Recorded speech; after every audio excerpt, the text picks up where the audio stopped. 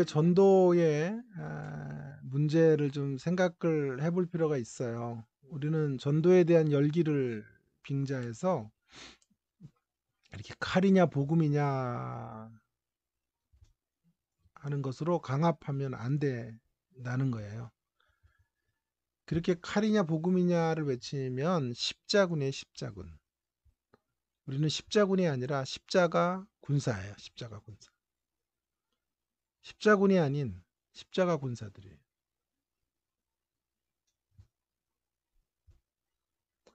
오늘날 적지 않은 사람들이 십자가 군사로가 아니라 십자군처럼 행군해 가는 것을 봅니다.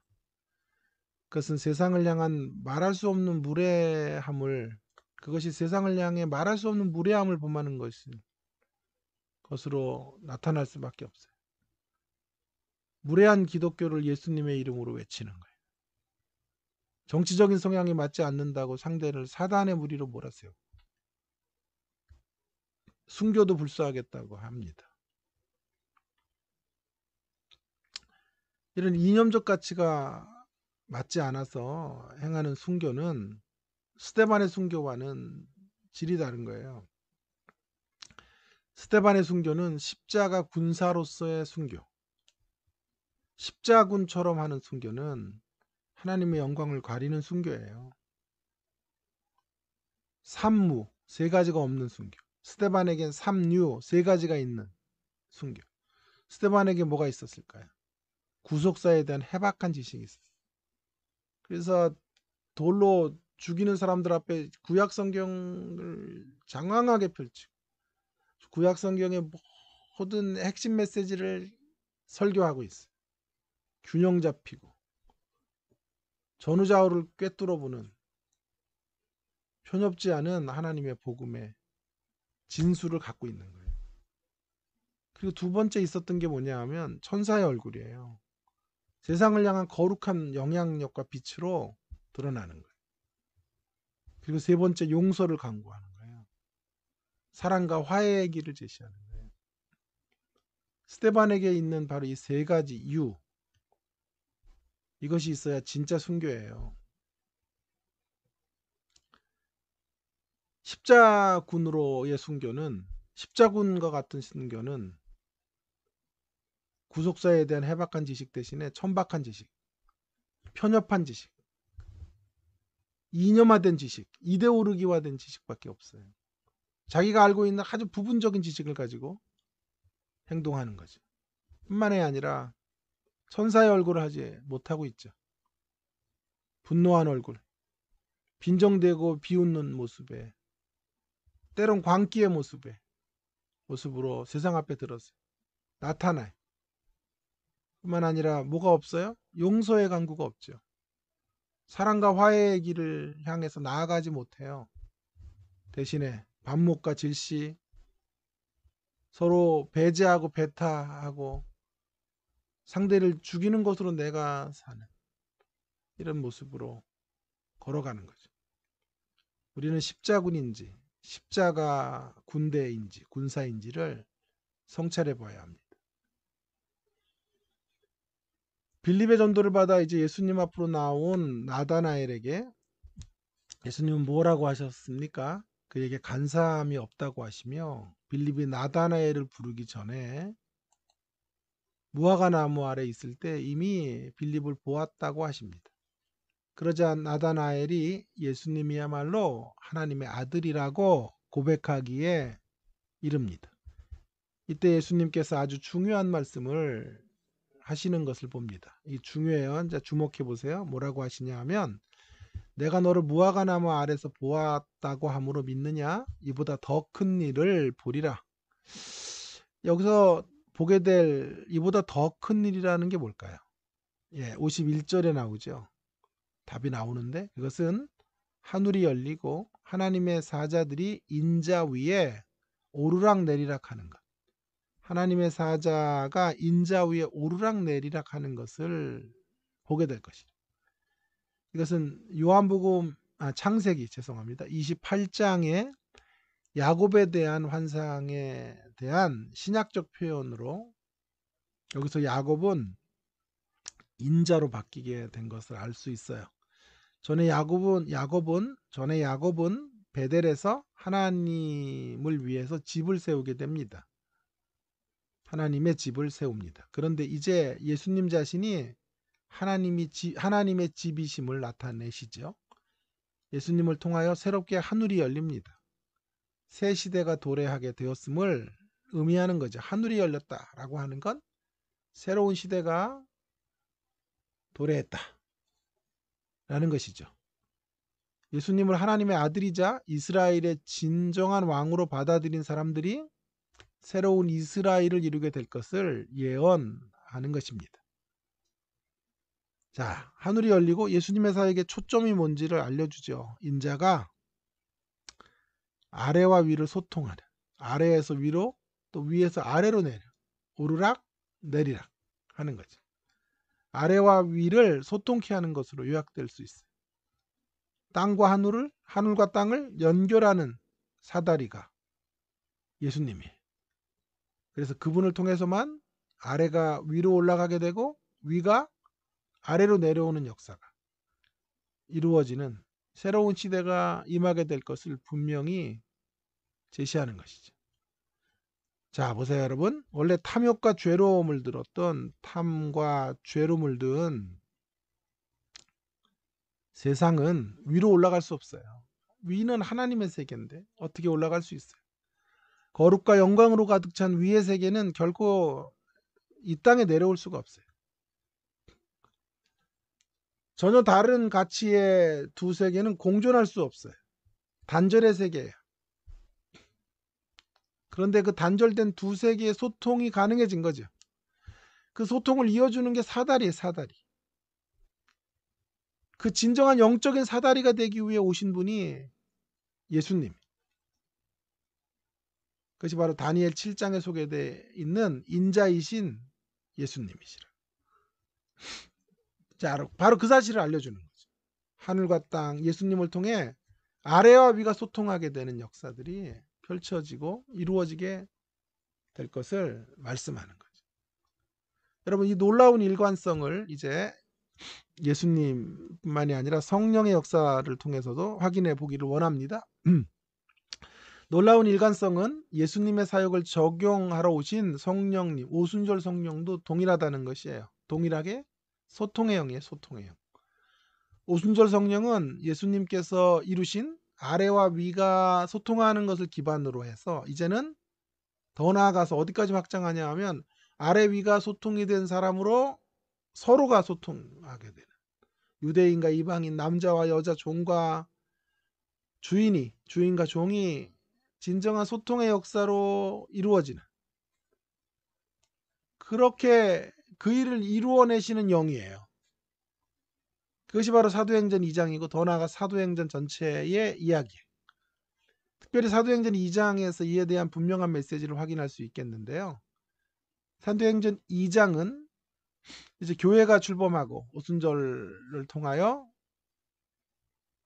베드로가 담대하게 복음을 선포하면서 교회의 원형이라고 할 수 있는 초대교회가 이제 예루살렘 교회가 모교회가 태동하게 되는 것을 설명하고 있습니다. 오직 성령을 통해서만 교회는 증인의 사역을 감당할 수 있음을 보여주는 것이고, 존 스타트의 표현으로 말하면 호흡이 없는 육체가 시체이듯 성령이 없는 교회가 죽은 것입니다. 성령에 의해서 예수님의 공생애가 시작된 것처럼 성령에 의해서 제자들이 이제 사명을 감당하도록 무장을 하게 하시는 거죠. 오순절 성령 강림은 무엇보다도 먼저 우리에게 성령 충만의 절대적 필요성에 대해서 역설해 줍니다. 하나님을 떠난 타락한 인생의 최대 비극은 죽음이에요, 죽음. 그러나 죽음보다 더 비극이 있어요. 더 큰 비극은 다름 아닌 죽음 전에 죽어가는 것이죠. 죽음 전에 죽어가는 삶은 한마디로 허무에 굴복하며 구차한 목숨을 연명하는 생존형 인생을 말합니다. 우리들이 사는 이유는 생존에 있지 않아요. 오히려 멋진 하늘 생명을 살아내는 데 있어요. 이것이 우리가 그런 의미에서 하늘교회라. 이 땅에 발을 딛고 있지만 하늘의 정신과 가치로 이 땅을 사는 하늘교회. 그 하늘교회로 살아갈 수 있는 유일한 길은 성령에 붙들리는 것. 그래서 성령에 붙들릴 때만 성령의 사역에 참여하는 자로 그분의 영역만큼 일할 수 있어요. 그런데요, 이런 강조만이 아니라 또 한 가지를 강조해야 돼요. 오순절 성령 강림. 그것과 함께 강조될 것은 이런 구속사적인 의미에서 교회의 공동체의 사명과 진로, 그 사명을 이루어야 될 자세를 우리가 고민해야 되는 것만이 아니라 더 나아가서 이제 어디로 가야 되냐 하면 세상을 품은 소통의 공동체를 어떻게 이룰 수 있는지, 소통의 공동체에 대한 이야기가 오순절 성령을 통해 강조되어야 하는 중요한 메시지예요. 사도행전 2장의 오순절 성령 강림의 역사의 핵심 골자는 다른 방언을 말하는 데 있어요.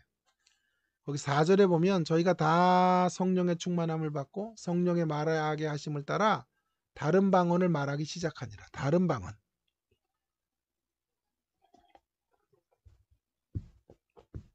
오순절에 이르러 제자들은 불의 혀같이 갈라지는 성령을 경험하고 하나님께서 행하신 큰 일을 방언으로 말하게 되었어요. 그때 각 나라에서 몰려든 흩어진 유대인들이 갈릴리 출신의 억양을 가지고 있는 예수님의 제자들로부터 자기들이 태어나서 살고 있었던 각 나라의 언어로 하나님의 큰 일을 듣게 된 거예요. 하나님의 큰 일을 듣게 된 것이죠. 여기에 누가가 오순절 성령 강림의 사건을 통해서 말하고자 하는 핵심이 담겨져 있는 것입니다. 그는 오순절이 바벨탑 사건, 많이 들었던 얘기일 건데요. 바벨탑 사건의 정반대의 역사. 바벨탑 사건으로 인하여 깨어졌던 것들에 대하여 정반대로 그 바벨탑의 역사들을 복원하고 바벨탑 사건을 다시 되돌리는 그런 일들에 쓰여지게 되는 것을, 그런 메시지를 말하는 것을 지금 강조하고 있죠. 바벨탑 사건으로 인류의 언어가 갈라지고 그로 인해 뿔뿔이 흩어져서 분열의 역사를 경험하게 되었다면 오순절에 이르러서는 새 방언을 말하게 되고 그것을 알아듣게 됨으로써 언어의 장벽이 무너지고 세상이 하나가 되는 모습을 그리고 있는 거죠. 이건 뭐 너무도 많은 분들이 얘기를 하는데 이거는 좀 근거가 없다라고 말하는 사람도 있으나 일반적으로 많이 통용되는 이야기니까요. 그것들을 인정하면서 나아가십시다. 그러니까 한마디로 오순절에 이르러 새 방언을 말하게 되고 그것을 알아듣게 됨으로써 뭐가 무너져요? 언어의 장벽들이 무너지고 세상이 하나가 되는 모습을 그리고 있는 것이죠. 그러므로 바벨탑 사건이 나온 결과는 한마디로 무엇입니까? 단절이라고 말한다면 오순절의 역사는 소통이라고 말할 수 있겠죠.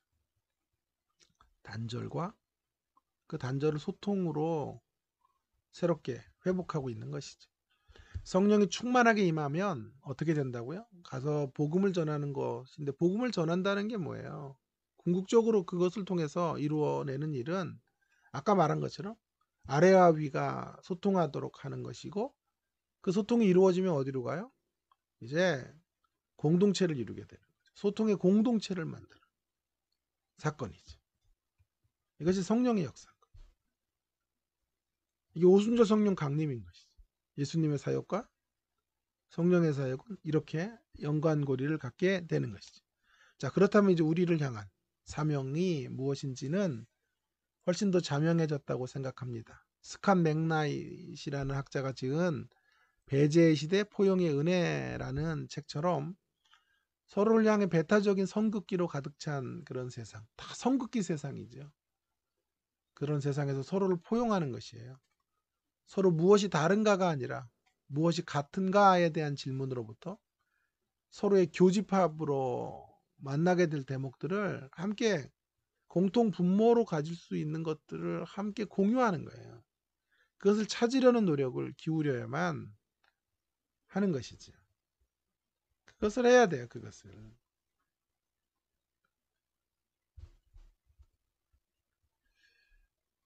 그럼 북한도 끌어안으려는 사람들이 왜 박정희는 못 끌어안아요? 북한도 끌어안을 수 있으면 왜 우리 안에 있는 형제들은 못 끌어안아요? 함께 가야죠. 자기 당파의 사람들만의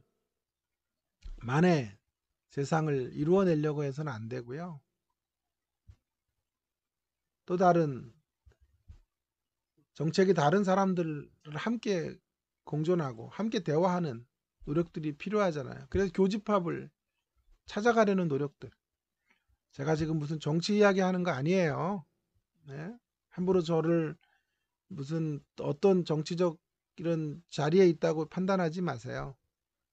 저는 인간의 모든 정치는 한계가 있다고 생각하는 사람이고, 예수님의 가치만이, 예수님의 가치는 진보도 아니고 보수도 아니라고 생각하는 사람이에요. 예수님의 가치는 그 모든 것들을 위한 대안적 가치예요. 예수님을 함부로 자기 편으로 끌어들이지 않도록 주의하셔야 돼요. 그러한 면에서 저는 예수님의 가치를 따라가는 목사이고 싶은 거예요. 정치 이데오르기에 붙들려 살고 싶지 않은 거예요. 예수님께 붙들려 살면 되잖아요. 예수님 안에서 예수님의 가치 기준을 따라 어떻게 한 분파, 어떻게 한 정치적인 이데오르기만 옳다고 할 수 있어요. 틀린 것이 있으면 진보도 욕을 먹고, 틀린 것이 있으면 보수도 욕을 먹고, 잘한 것이 있으면 진보도 박수치고, 잘한 것이 있으면 보수도 박수치고, 그렇게 함께 윈윈 할 수 있는 예수님의 가치로 조정하고 조율하고 또 예수님의 가치로 세우는 일들, 이런 일들을 해야죠. 자, 이것이 바로 서로를 포용하는 정신의 모습인 거죠. 이를 위해서 이제 우리에게 중요한 것은 다시 나다나엘 사건으로 돌아가서 인자이신 예수님이 이루신 사역에 집중하는 것입니다.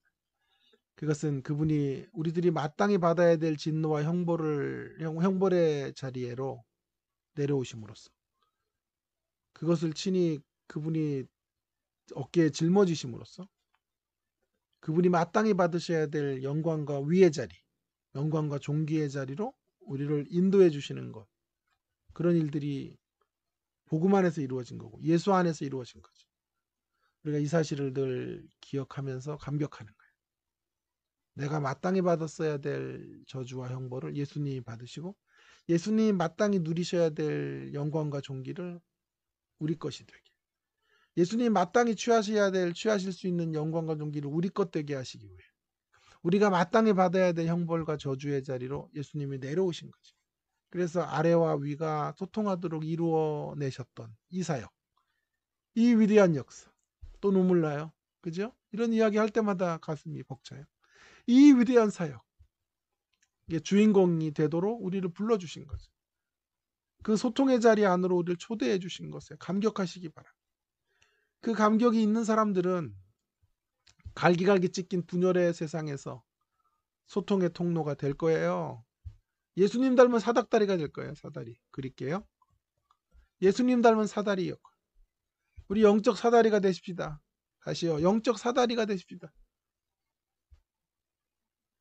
영적 사다리로 소통을 이루어가는, 그 어떤 이유로든지 그 어떤 명분으로든지 소통의 역사를 가로막거나 저해하는 사람은 결코 그리스도의 신실한 일꾼일 수 없어요. 어쩌면 양의 탈을 쓴 일이일 수 있어요. 그 어떤 정의라는 이름으로 소통을 무너뜨린다면 하나님께서 그 인생을 가만두시지 않을 거예요. 거룩한 분별력을 가질 수 있는 우리가 되기를 간곡히 부탁을 드립니다. 소통의 통로가 되는 저와 여러분의 모습으로 서십시다. 자, 적용은 논쟁과 논리의 방식으로 보다는 와보라는 간단한 복음 제시, 더 효과적인 전도 방법이라고 생각하지 않습니까? 라는 거고, 창세기 28장이 오늘 본문에서 어떻게 접목되고 더욱 진보된 계시의 빛 속으로 드러나고 있는지를 생각해 보십시다. 자, 이제 마지막으로 요한복음 2장인데요. 요한복음 2장 1절부터 12절, 2장 1절부터 11절이네요. 11절 죄송합니다. 11절. 핵심 구절은 예수께서 그 첫 표적을 갈릴리 가나에서 행하여 그의 영광을 나타내심에 제자들이 그를 믿으니라. 성경은 지금 시간이 조금 갔기 때문에 읽지 않아도 여러분 잘 아실 거예요. 가나 이제 물을 변하여 포도주가 되게. 중요한 건 사흘이 되던 날에 갈릴리 가나에 혼인이 있었다라는 것에서부터 범상치 않은 내용들이 많아요. 이제 왜 유대인의 결례를 따라 쓰는 도랑아리 6에 채웠는가 하는 것도 좀 아주 의미심장하고, 어쨌든 본문 묵상으로 빨리 좀 들어가 볼까요? 예수님께서 나다나엘을 만나서 하늘과 땅을 잇는 사다리에 대해서 말씀하신 지 사흘이 되는 날, 사흘 후에 사흘째 되던 날에 가나에서 벌어진 혼인 예식에 참여하게 되세요. 나다나엘에게 말씀하셨던 인자를 통해 펼쳐지게 될 새로운 세대의 풍성함이 가장 잘 드러나는 것이 혼인 예식이에요. 결혼 예식. 가나 혼인 잔치는 많은 상징을 그래서 내포하고 있어요. 먼저 어떤 상징일까요? 하나님 나라는 잔치하는 나라다. 잔치의 나라. 성경에서 잔치는 늘 하나님 나라의 풍성함을 드러내는 상징이에요. 이러한 잔치가 진행되는 과정에 문제가 발생하죠. 포도주가 모자란지라. 이것이 인간의 근본적인 문제, 근원적인 문제. 그러니까 하나님이 원래 디자인하신 세상은 잔치하는 나라. 그런데 타락으로 인하여 잔치와는 정반대의 결핍과 부족이 생기게 된 거죠. 자, 그리고 예수님 왜 오셨나요, 그러면? 이 결핍의 문제를 다시 잔치하는 나라로 결핍의 나라를 만들어가 결핍의 인생의 자리에 풍족함과 풍성함으로 채우시기 위해 오신 거예요. 그런 상징성을 가지고. 원래 하나님의 창조, 타락, 구속. 여기서 우리는 창조, 타락, 구속의 이야기를 다 확인할 수 있어요. 어쨌든 포도주가 모자라요. 보통 유대인의 결혼식에서 포도주는 신랑 측에서 준비를 하죠. 신부 측을 배려하는 차원에서 넉넉히 준비해야 됩니다. 그런 포도주가 잔치 중에 떨어진 것은 명예와 수치를 중시하는 문화의 시각에서 본다면 신랑 측이 신부 측을 수치스럽게 만드는 아주 심각한 상황 속으로 던져지게 되는 거예요. 그때 마리아가, 그래서 마리아를 신랑 측의 하객이고 친인척이다라고 생각하는 분들이 많아요. 마리아가 예수님에게로 나아가 그 상황을 아뢰입니다.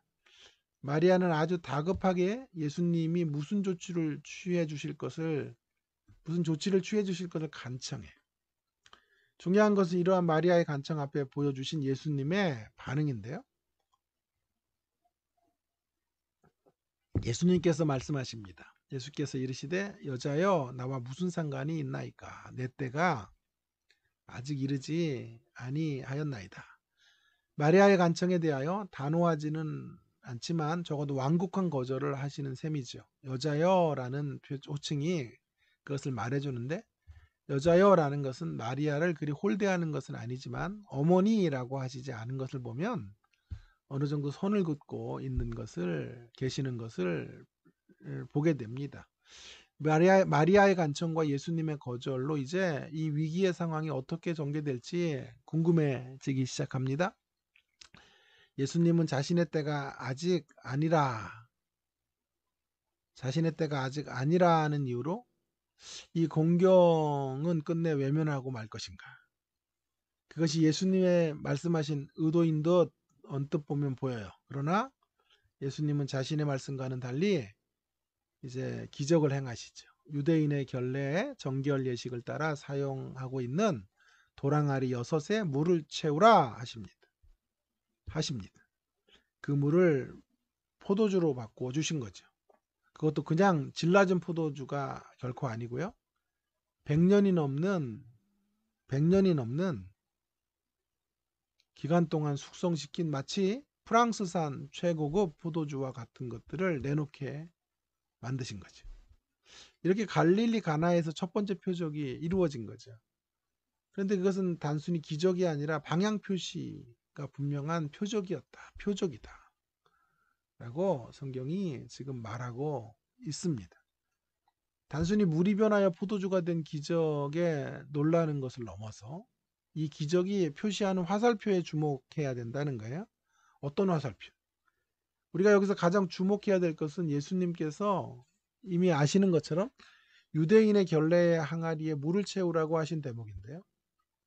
예수님께서 유대교로 대변되어지는 옛 질서를 변화시키는 새로운 질서의 창시자라는 것을 알게 하시려는 것입니다. 옛 질서에서는 외적인 시스템이 고작이었다면 새로운 질서에서는 내면의 시스템, 참된 깨끗함, 참된 변화를 이루어내실 것을 암시하고 있는 거예요.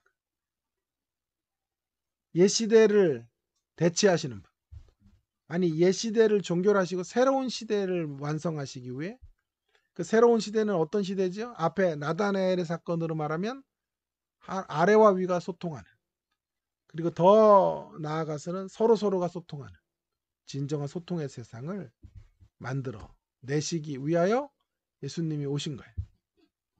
그 예수님의 오심의 가장 핵심적인 메시지가 나다나엘 사건과 또 여기 있는 가나 혼인잔치의 이야기. 다시 좀 돌아가면, 그런데 그때가 사흘 되던 날이죠. 사흘 되던 날이었다라고 하는 것은 부활을 우리에게 상기시켜요. 부활과 연결이 돼요. 그러니까 예수님은 마치 부활의 기쁨, 부활의 역사를 이루어내시고 부활의 놀라운 잔치의 영광과 기쁨과 그런 풍성함을 위해서 오신 분이심을 알려주시죠. 그리고 이 부활의 역사는 죽어서만 경험하는 게 아니에요. 이 땅을 사는 동안에 부활의 주인공으로 사는 거죠. 마지막 날에만 부활하는 게 아니라 오늘 이미 여기 안에 들어온 승리와 이김과 영광과 하나님 나라의 온전한 성취를 맛본 자들로 이 땅을 살아가는 사람. 그래서 잔치하는 것과 같은 날들을 예수 안에서 날마다 경험하며 사는 거죠. 그런데 여기까지만 이야기를 주로 학자들은 해요. 그리고 이것 외에 말하는 것을 타부시해. 그것은 본문의 의도가 아니다라고 말하는데, 아니요. 저는 기독론은 반드시 교회론으로 가야 된다고 생각해요. 오늘 본문의 메시지도 마찬가지예요.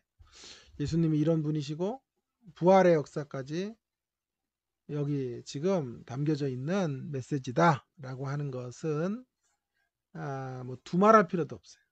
기독론을 밝히는 것은 이 본문의 핵심 중의 핵심이라고 말씀드렸죠.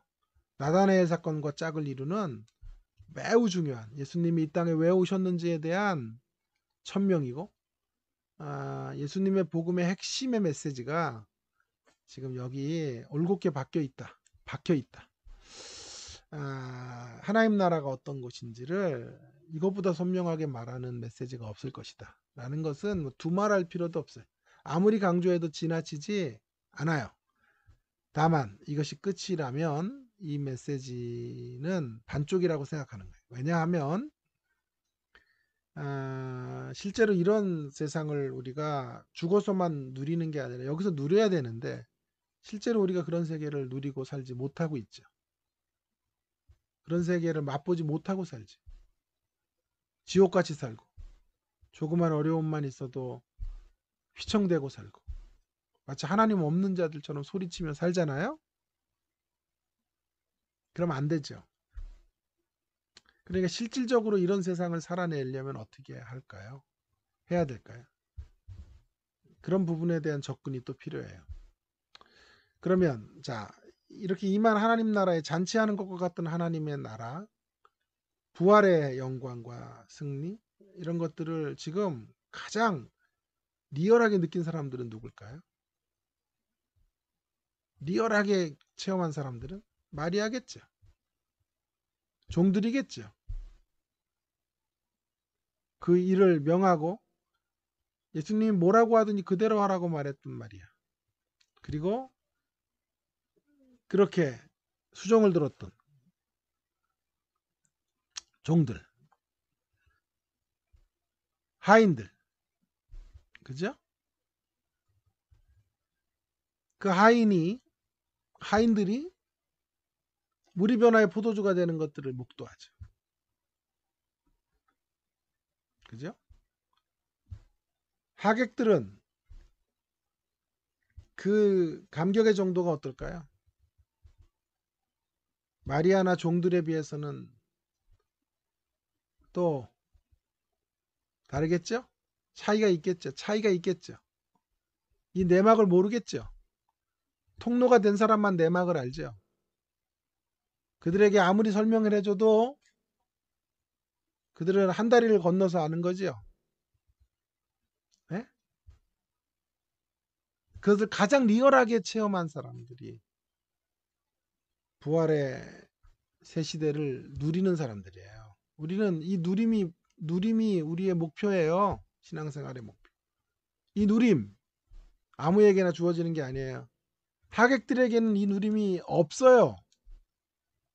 술을 마셔서 술에 취할지는 몰라도 포도주에 취할 수는 있어도 이 하나님 나라의 영광과 부활의 기쁨과 이 통로로 사는 그 행복을, 그 감격을 맛볼 수는 없지요. 그들은 마치 그런 거예요.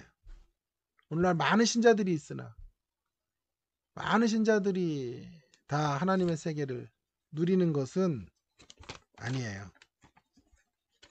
자, 어떤 사람들이 누리게 된다고 말하는 거죠. 마리아처럼. 이런 걸 되게 싫어하는 학자들이 많아요. 마리아 왜 간가해요? 마리아처럼 예수님의 성품에 대한 기대가 있는 사람, 예수님에게 기대가 있는 사람만 누려요. 예수님의 성품을 묵상할 줄 아는 사람. 예수님은 좋으신 분이기 때문에 이 공경을 그때가 언제인지는 알 수 없으나 너무도 귀하신 분이기 때문에 이 때를 앞당기셔서라도 공경을 만난 사람들을 도우실 것이다 라고 예수님을 향하여 기대를 갖고 있는 사람들, 예수님의 성품에 깊이 붙들려서 살아가는 사람들, 그런 사람들이 예수님을 맛보게 되는 거예요. 또 그런가 하면 종들처럼 순종의 자리로 나아간 사람들, 이런 사람들이 순종을 통하여 하나님의 역사를 체험하게 되는 거예요. 두 가지 모습으로 하나님의 나라가 임하는 역사들을 실제로 맛보게 되는 거예요. 그래서 비교를 하셔야 된다고요.